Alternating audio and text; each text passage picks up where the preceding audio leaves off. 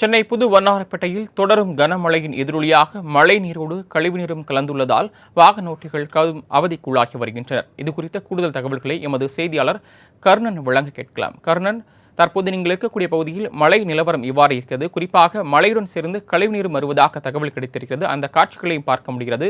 இதற்கு என்ன காரணம்? சரி செய்ய என்ன நடவடிக்கை எடுக்கப்பட்டிருக்கிறது? வணக்கம் சரணன். சென்னை புதுவண்ணாரப்பேட்டையில் தேங்கி இருக்கும் மழை நீரோடு கழிவுநீர் கலந்துள்ளதால் அந்த வழியாக வாகனத்தை இயக்க முடியாமல் வாகன ஓட்டிகள் அவதியுற்றிருக்கின்றனர். சென்னை நேற்று முதல் கனமழை பெய்து வருகிறது. இந்த நிலையில் வட சென்னை புறநகர் பகுதியிலான புதுவண்ணாரப்பேட்டை, வஉசி நகர் உள்ளிட்ட பகுதிகளில் சாலையில் மழைநீர் தேங்கியுள்ளது. மேலும் மழைநீரோடு கழிவுநீர் கலந்துள்ளதால் நோய் தொற்று பரவும் அபாயம் ஏற்பட்டது.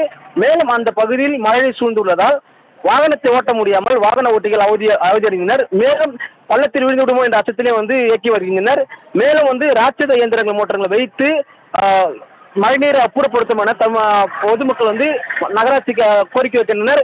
மேலும் தமிழக கடலோர மாவட்டங்களில் மற்றும் அதனை சுற்றியுள்ள பகுதிகளில் இந்த தரைக்காற்று மணிக்கு 35 முதல் 45 கிலோமீட்டர் வேகத்தில் வீசப்படும் என எச்சரிக்கை விடுக்கப்பட்டுள்ளது. மேலும் புதுவண்ணாரப்பேட்டை தாழ்வான பகுதிகளில் 1 மணி நேரம் மழை பெய்தாலே அந்த இடத்திலிருந்து மழைநீர் தேங்குவது ஏற்படுது. சரவணன்,